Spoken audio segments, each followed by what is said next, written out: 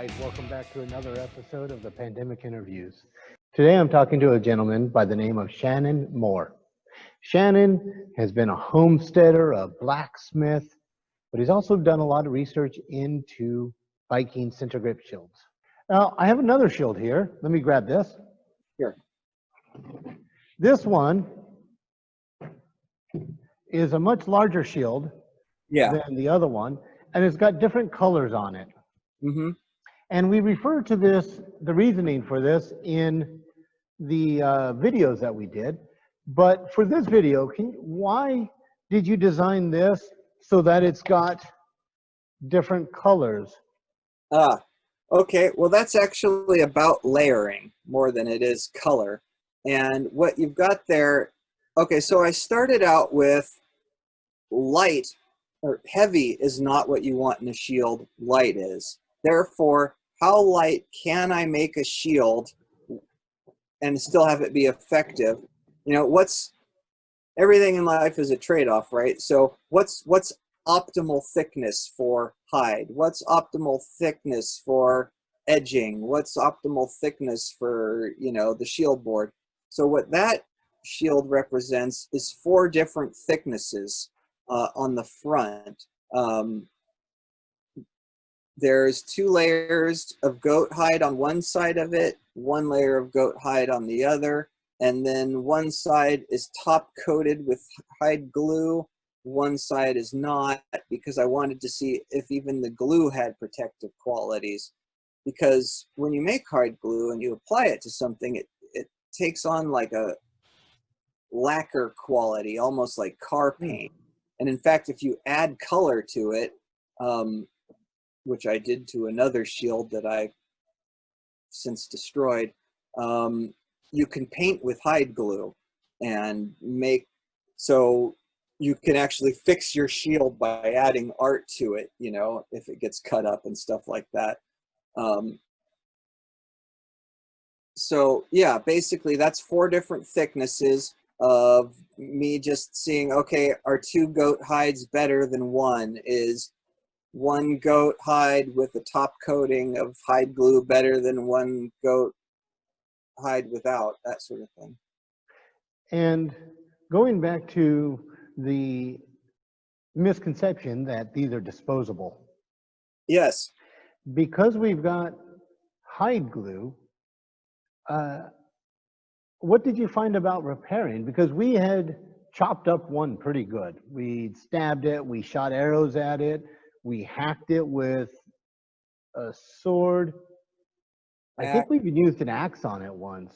Yeah, we did. We had a close call with you. And yeah. I was, just to show the difference between the test that we did and the normal testing that you see on the internet, is I put on this armor that's behind me and had somebody swing it at me, not at my shield, but at me. Right. Which is a terrifying thought, but it was exciting. What did you find about repair? Well, let me just start with the official wisdom.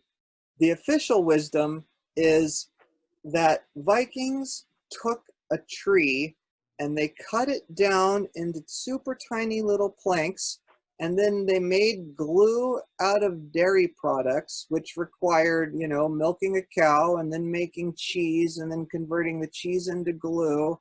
And then they glued the boards all together, and then they spent hours scraping down the boards with a hand tool. And then they got an animal and they killed the animal, and they scraped all the hair off the hide, and they skinned the animal, and then they stretched it out, and then they made it soft, and then they applied it to the shield, and they made a lot of glue out of their dairy products. And then they glued the hide down, and then they made a handle, and then they stitched on this rim, and then they hand formed a shield boss, which is an enormous amount of work. And I guess, to be fair, you get to reuse the boss in this scenario. And then they riveted that, which is to the shield, which is also a lot of work. And then they carried this big, heavy thing out to their boat, got in their boat, went all the way across the ocean, keeping it safe, got out, got in a fight with someone. Someone hit it with an axe, shattered it, And then they said, okay, well, now my shield's gone. It's And a lot of work to just throw it away.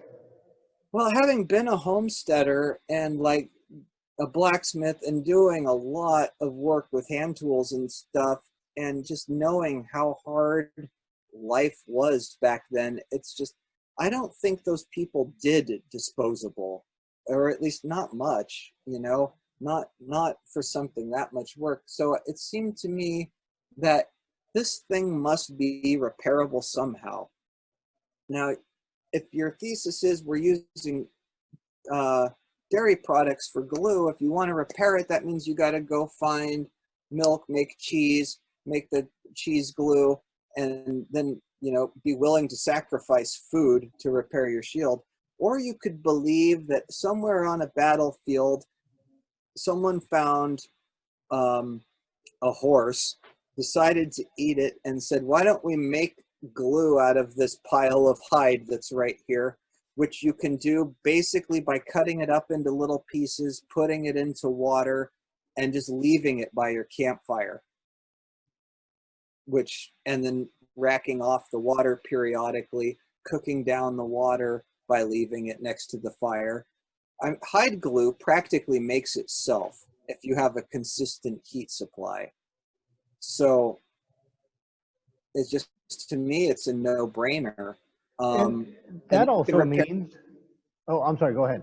I was going to say, so from there, now you've got this situation where you've not given up your food supply. You've sacrificed scraplet hide that you, I mean, hardly do anything else with it anyway.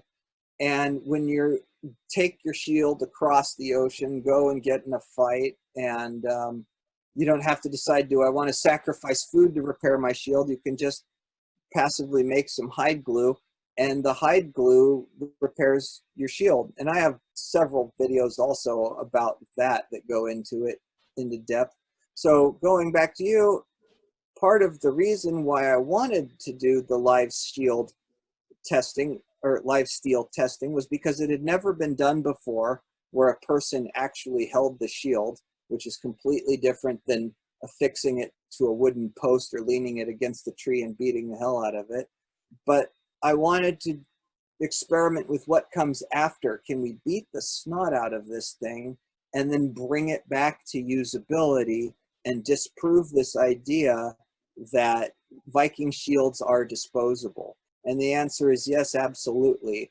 We put, what, like 5-inch channel, just practically split that thing.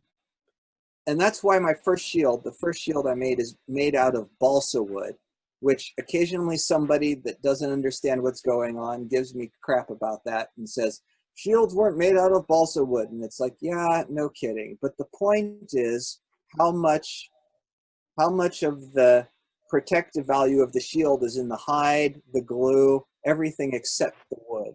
You know, Right. so I made it out of balsa wood, got some nice big sword wounds in it, and then I used shield clamps similar to the ones that have been found in graves to clamp the cut shut and then glue it back together.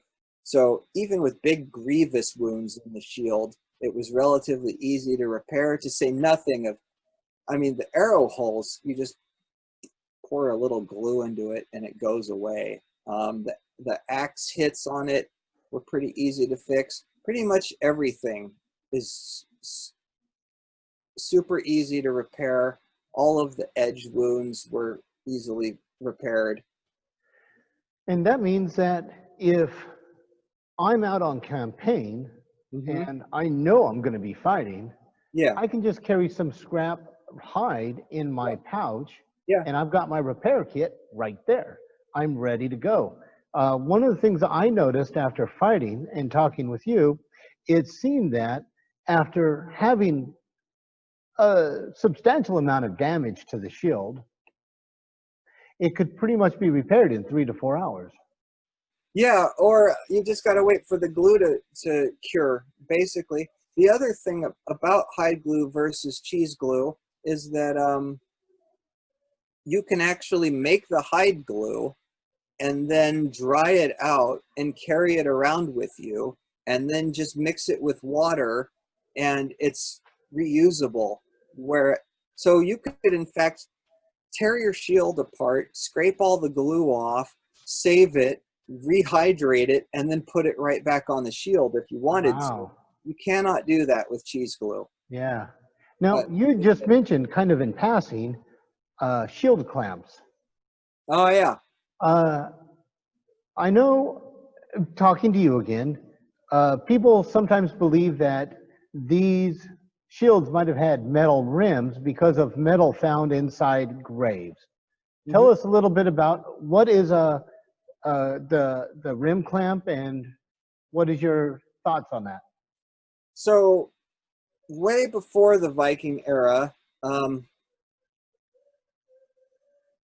some shields did have metal rims, and but they were not like the eBay shields, where it's like this big, thick thing that is meant to uh, protect the shield. Really, it's a very thin, small strip of metal.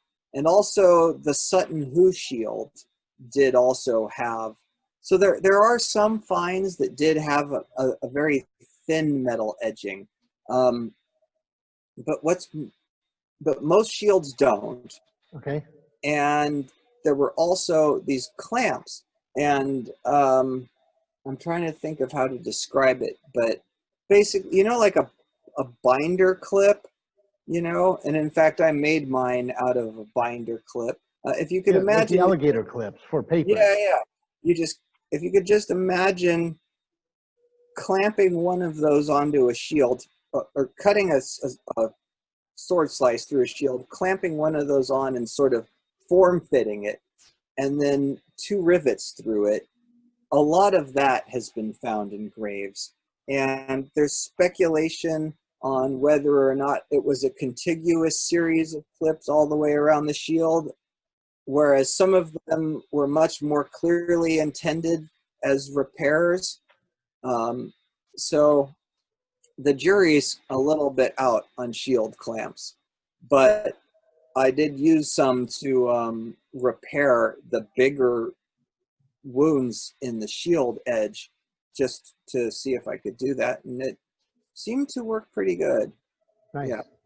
And I want to close up just with another couple questions, but you've been in touch with quite a few professors and in people who are heavily into the research of this period.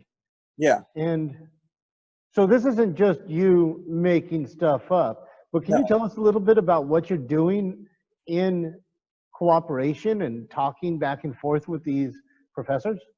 So I, am kind of a troublemaker, like you said, and I was like, okay, so why is the lore full? And Beowolf is a famous example, of course. Why is the lore full of describing shields with the word linden when practically none of them are made out of linden? So there must be a reason for that. And one argument could be, well, it's because most of them rot. So we have a small sample size that just happens to miss the use of that wood.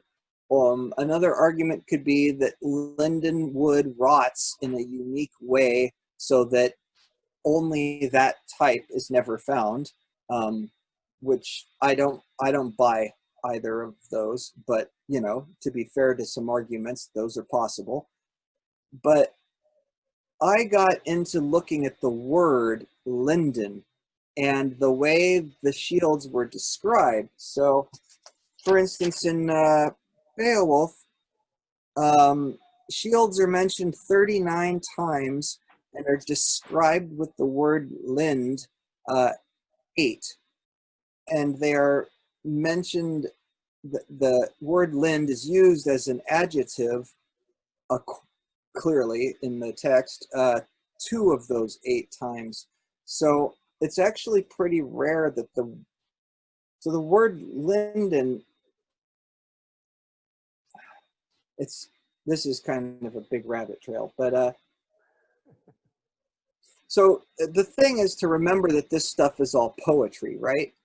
And one of the really neat things about the poetry is that they would use different words for the same thing to emphasize different qualities of that thing. So, like for instance, the fighting man, the warrior, right? There's like 8 different ways to describe him in Beowulf, and one of them points to his, say, leadership quality. One of them points to the camaraderie of the unit of the fighting men, and you use whichever word is appropriate to emphasize, right? So here's an interesting thing about Beowulf. In Beowulf, there are 2 shields, right? There's the regular shields, and then there's the special shield that is metal, and that allows him to fight the dragon, I think it was, at the end. And the word linden is never used to describe this hard shield. If you look at the etymology of the word linden, it actually means flexible. Okay.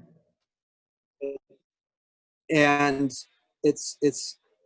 and if you look at the Proto-Indo-European language, the interesting thing about names for trees is that there were only about like 7 different names for trees, and and trees were categorized, and plants too, by their utility.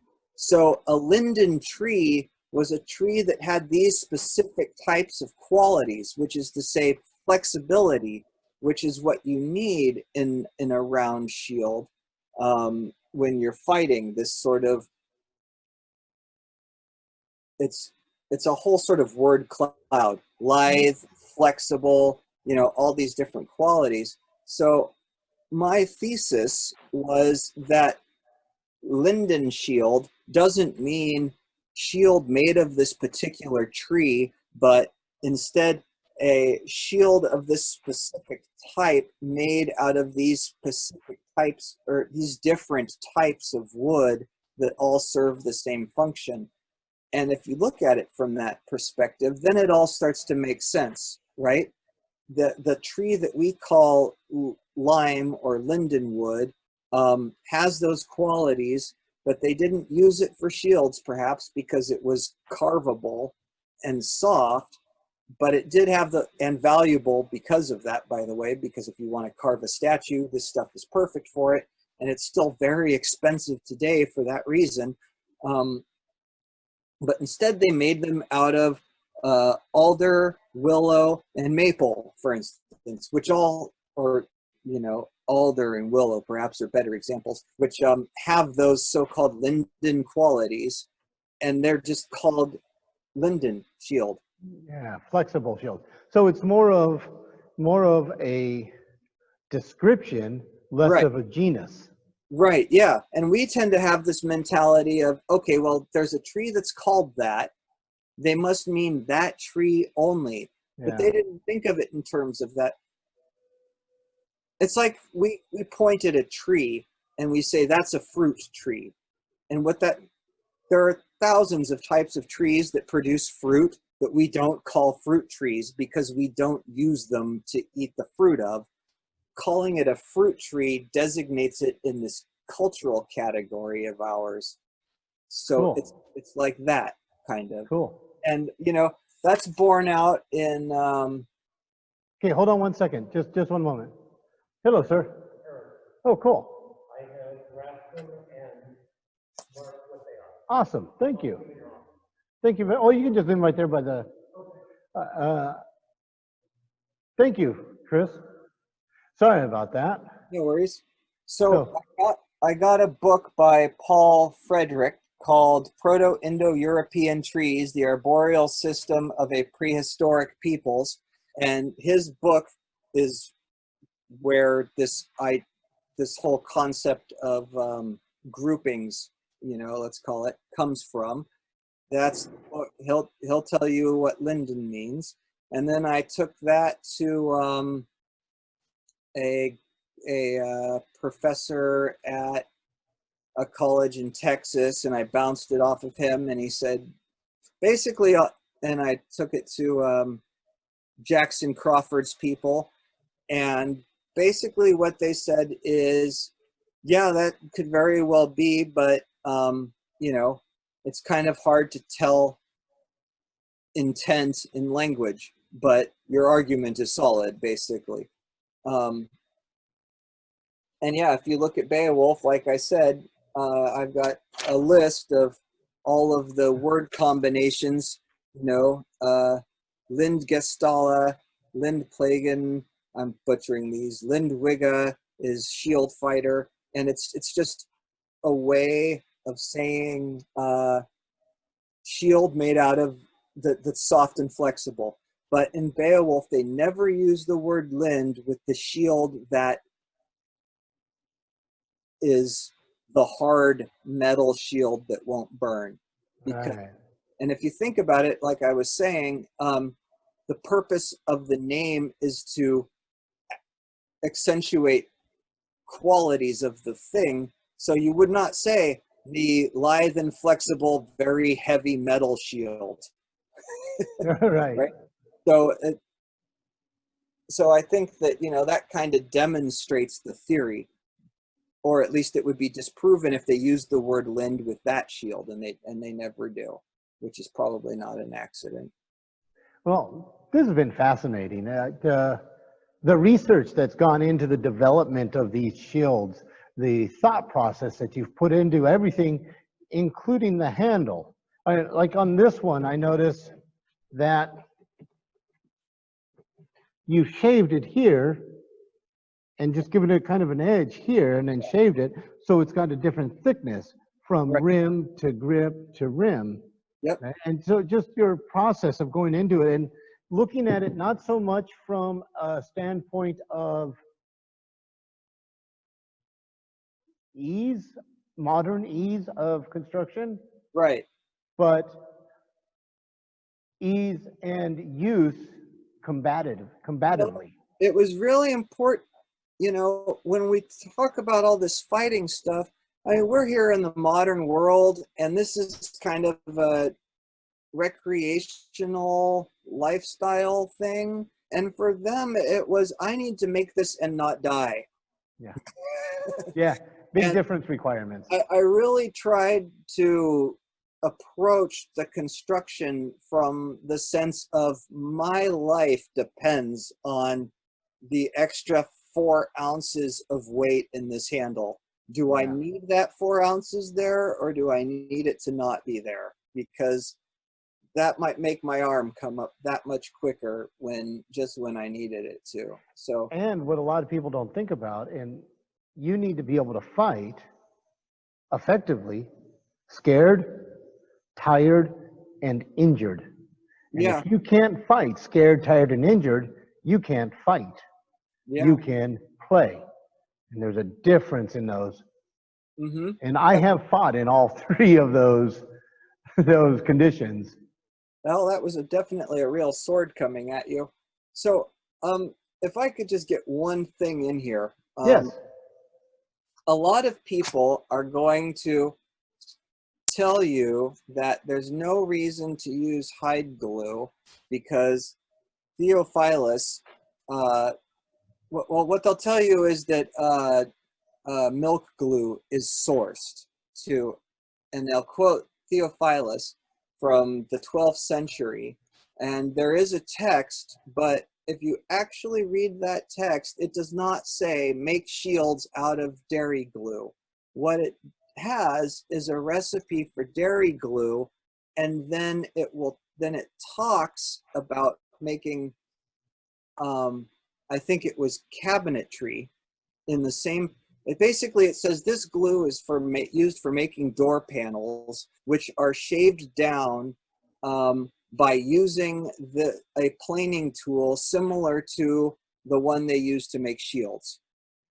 So to my mind, this is just one of those weird things where, like, how do I put this? When you're trying to make something as historically authentic as possible, you go to the closest thing you can. And the closest thing that's cited is this cheese glue recipe from hundreds and hundreds and hundreds of years. I mean, 12th century is, you know, Yeah, not 300 years right. after And the end. so it's sort of like, you know, because shields are mentioned in the same paragraph in the context of using a tool to make door panels in the same paragraph that also talks about the glue, that doesn't mean you've established that that glue was used to make shields 500 years earlier. And a lot changes in 500 years, you know, in terms of how available, you know, food is, for instance. So I just kind of wanted to throw in why I ignored that so-called attestation and why I insist that it isn't one in some of my videos, even though the expert will just throw Theophilus out there as the, no, you did. We'll just throw Theophilus out there as though it just proves, you know, as if it's the end of the discussion, you know. So I just wanted to mention that. So I want to thank you for taking the time to sit down and talk with me. And like you said, there's a lot of little rabbit holes that we could go down on all these different aspects. Coming at this from a combative sense, one of the things I noticed is there is a distinct difference in fighting with these shields with a rebated or dull blade versus a sharp blade. Oh yeah. And when you're fighting with more of a percussion instrument, like a dull blade or a rebated blade, or a club, a rattan sword, the thickness is going to be better for me because I'm going to be bouncing the concussive instrument off of it. Whereas when I have a sharpened instrument coming at it, the ability to move it and turn it and control when, where, and how it strikes my shield gives me the ability to use my shield in conjunction with my weapon and really making things more martially effective for me. Yeah. Yeah, And there's it's a been whole fascinating. yeah, there's a whole lot that gets missed because we, for some reason, don't practice with live steel weapons, you know. And one, Disclaimer, don't do that at home. yeah, it's not, yeah, not for everyone for sure. But one of the things, you know, we didn't even touch on, which is part of, I mean, practically central, is the whole grabbing the sword thing Yeah. that people like to talk about. Um, and yeah, that there's just all sorts of things, or the fact that the plank shields are about a third of the weight of a plywood one. And as I like to tell people, imagine fighting with what's the average longsword weight again? 3.5 pounds.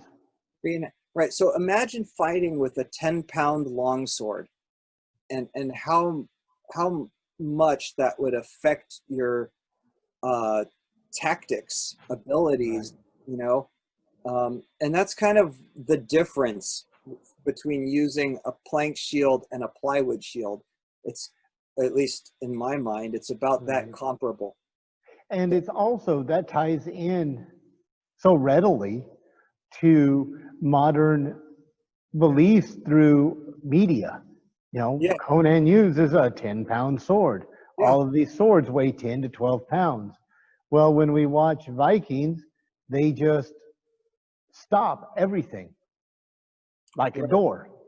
Yeah. And it's so different. And that's what you do. That's That's what it. a shield is for.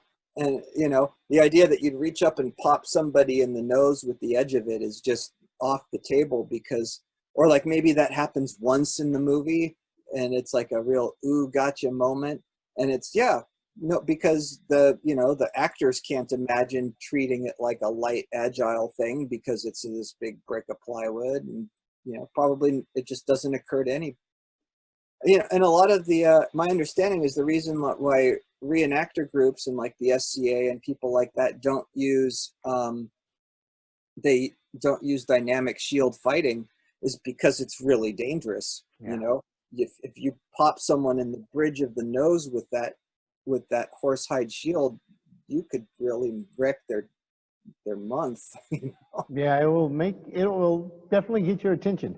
Having been hit in the face with a shield, it will get your attention. Right. Yeah. So it's much, and we're not trying to kill everybody, so it's much safer to do Yeah. static blocking. Here comes my sword, block. And that actually brings up another good point that I'd like to make. Just one more little disclaimer is we are not talking derogatory about any of these groups because there are specific safety requirements that must Yeah, be met in the 21st century sure. because we all have to go to work tomorrow. Yeah. So I just want to say that on the record. The rule sets of individual groups are there for specific reasons, and there is no ill thought or derogatory thought towards any of those rule sets or groups. Yeah. I wanted to make a comment for those people, in fact, because a lot of the feedback I've gotten from them is, well, we have to make our shields this way to put up with all of the beating, right? Is the idea. And to play with that, what I did was I made my first shield, the rim I made out of 9 layers of hide, where I just kept folding it over and folding it over. And I don't know if you remember that one or not, but the edges on that took a pretty substantial beating. And also that plywood one is kind of the green plywood one is kind of Yeah. the same way.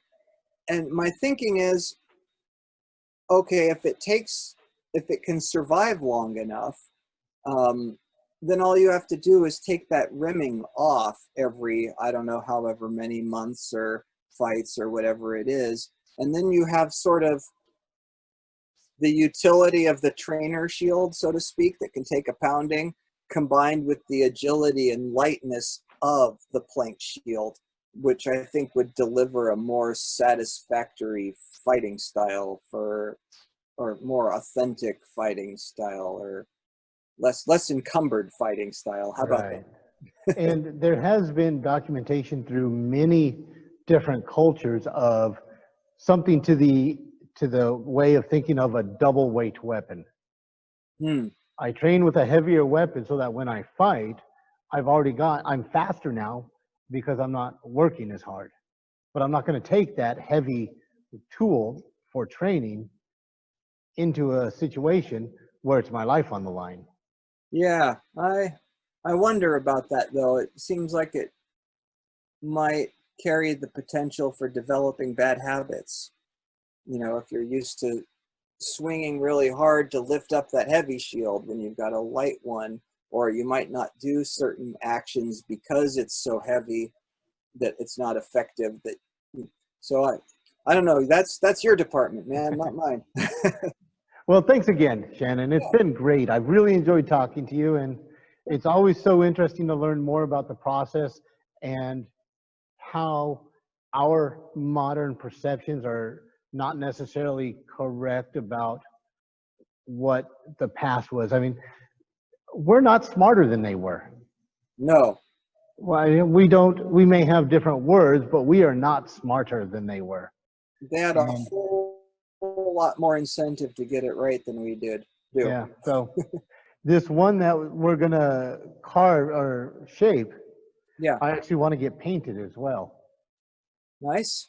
So put like that wheel, like the cheese block wheel thing on it, the 2 different colors, yellow and blue, or Oh, okay. Yeah, I know what you mean. Yeah. Um, I think in Beowolf, there's it mentions what colors were on the shields, if that excites you. Yeah. Yeah, because it's always fun to make it, especially since I'm using these for going to demonstrations as well as for fighting with. In fact, one of these words, what is it? Something about, yeah, yellow. Geoway Lend.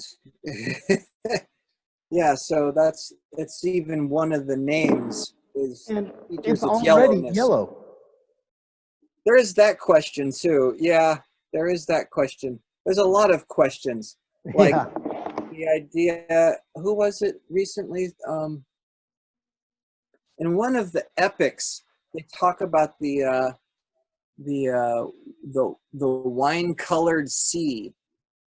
I think it's Huh. one of the Greek epics, and it's like, how, in what world is the ocean wine-colored? What does that even mean? And it's because they had a whole different mental color spectrum, you know, where some colors didn't, that we distinguish, like purple is different than blue. We're just classified as different types of blue to them, kind of. Yeah. So yeah, does yellow mean yellow like canary yellow, or does it mean like the goat hide color yellow? Oh, And that then, reminds me. yeah. Um, I do have a bit of hide glue left over if you guys want to make that other one uniform. Actually, I kind of like having it with when I'm discussing the different Oh, okay. qualities and the experimentation we did. Okay.